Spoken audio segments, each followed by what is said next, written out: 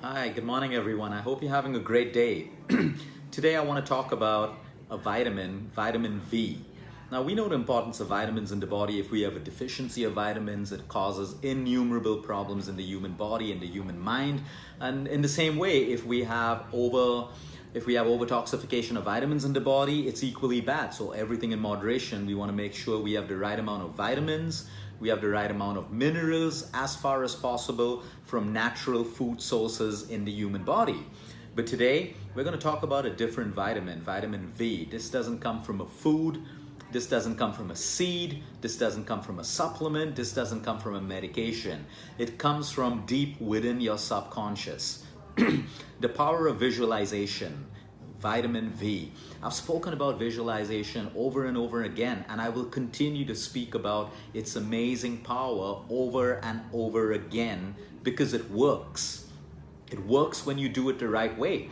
How do I know it works? Because I deal with patients all around the world. Some of them are terminally ill. Some of them have a week left to live. Some of them have a day left to live. Some of them have 3 months left to live. Some of them are in a wheelchair.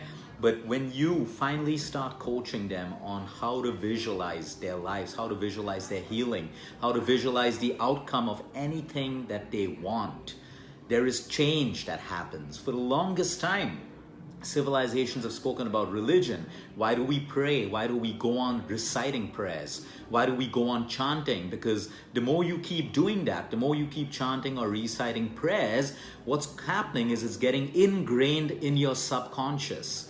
And everything that gets ingrained in your subconscious becomes a manifestation of what it is. So for example, if our subconscious constantly believes that we're stupid, that we don't deserve things, that we're not good enough, that's exactly how we feel inside, and that's exactly how the outcome is in our real world.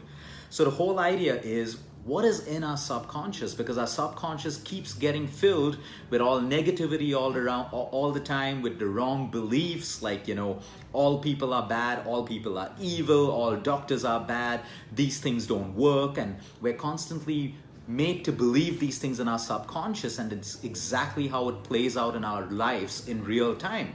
Now, when you talk about visualization, this powerful vitamin V, you have the ability right now, this very second, to tell your subconscious, to see in your subconscious how you want your life to be, how you want your weight to be, how you want your body to look, how you want your career to be, how you want your health to unfold, how you want your disease to heal. We don't have to depend on what everyone around us told us, because you see, everyone said that fourth stage of cancer is the last stage, but we all know that some people with fourth stage are living 5 years and 10 years and 15 years. We all know that they said type 2 diabetes cannot be reversed, you got to live with it. Yet we all know that there are people right now who have reversed their diabetes completely. And likewise, sometimes when we believe and we make our minds and subconscious rigid with that belief, that's where we stop. That's where we limit our lives and we limit our progress. So if someone told you, yeah, you're not made out to be a manager, you don't have what it takes to make a leader, that's where we stop, because someone put that seed in our subconscious. We never believed that that was one person's perspective and that person could be wrong. And when we decide to rise above what they said, you'll see that so many people who were deemed as failures in life today are some of the most successful people in the world. So the most self-limiting thoughts are our own beliefs and what our subconscious believes. Now, when you visualize right now, why I'm speaking about visualization today is because we try to get every patient, every person who comes to us to visualize. And then when we review with them a week later or a month later and they're not doing it, I picked up 2 points of failure. Why people eventually give up on visualization or they don't choose to do it. Because why wouldn't you do something that is free, something that is inexpensive, and that's something which works? Two reasons why. Number one, we're scared of disappointment and failure. So if I had to tell you right now, visualize that you are losing your weight and you get that dream body that you want. The reason that you give up on your visualization is because your mind starts thinking, what if it doesn't happen? What if it doesn't happen results in disappointment? And we don't want to face that disappointment, but we have to understand that disappointment is a part and parcel of life. We're going to have it all the time. So we'd rather rise up and be strong and accept disappointment in our stride, but don't let it become a deterrent to us visualizing. So if I tell someone, hey, listen, you wanted to become a pilot, visualize. He's saying, yeah, but what if I don't have, what if it doesn't happen? You know, so you're already scared of the outcome of failure, of disappointment. Sometimes if it doesn't happen, it wasn't meant for you. Like I always tell people, think back in life of all the things that you wanted and it didn't happen. In most cases, people realize that, yeah, and in a way, I'm glad it didn't happen. So sometimes life is protecting us in its own way. It doesn't give us everything that we need or everything that we want for the right reasons, but that doesn't stop us from visualizing. The second mistake that people do when they visualize, they do it with this belief that they don't deserve it. So if you start visualizing and thinking, how can I visualize for so much of wealth? How can I visualize for my cancer to go away completely? We do it with doubt. We feel we don't deserve that. Who stops you from deserving anything that you dream of, as long as it's with the right intention and you put in the right amount of effort? It's as simple as that. So number one is the failure, disappointment, inability to accept possible disappointment. That's why we stop visualizing. Or number two is because we feel that we don't deserve it.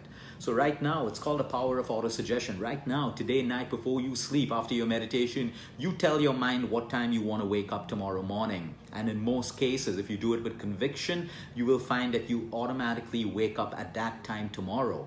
If that works in so many other things, imagine now what you can use the power of your subconscious to do. You can have the worst disease on this planet right now, and you may not have belief, you may not have, there'll be a whole load of people who say, oh, give me the science and give me the research. That's up to you. Do it, don't do it, your choice. No one forces you to do it. But the point is, what's stopping you from doing something when everything around you is crumbling and falling?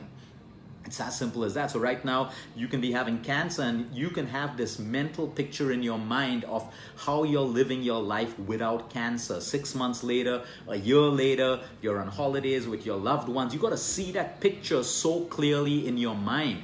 Visualizing is not about, I want $100,000 and you visualize a little bit of it. No, you got to visualize the $100,000 coming in, how you feel when it comes in, what you're going to spend it on, the joy on your face when it happens. That depth of visualization has to get into your subconscious, and believe me, things start changing. Because if it can be created in the subconscious, it can be created in your body and in your real outcome of life.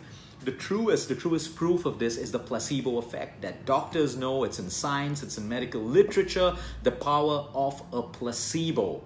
It is unbelievable how the power of a placebo works. What is that? Your subconscious. The simplest example is in a hospital where a drug addict comes, and as you know, you can't just stop a heroin addict from taking heroin. You need to continue giving it to them in small doses, otherwise they have a severe withdrawal symptom that can actually cause more harm. So then you start giving them a little and you make the dosage lesser and lesser and lesser. So a heroin addict walks into hospital and needs his fix. And a doctor in the white coat comes and tells the patient that, okay, fine, I can't really give this to you. I'll lose my job if I give it to you. And the drug addict is, no, please, doc, give me some. Give me a little bit of heroin. I won't tell anyone. It'll be fine.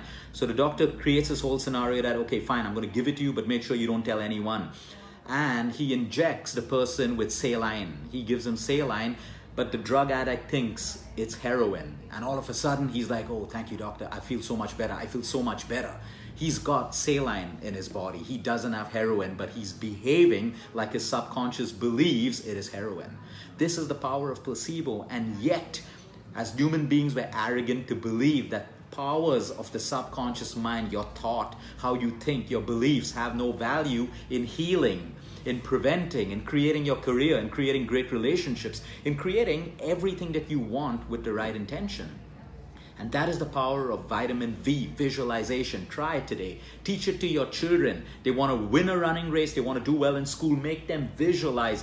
Make them build that mental picture in their mind, in their subconscious. And you keep talking to your subconscious every single day. And I can promise you, you will see how your life changes. I can't guarantee you that you get $500,000 or $1 billion or whatever, but I can guarantee you that there's going to be a positive change in your health, in your mindset, more importantly, in your well-being.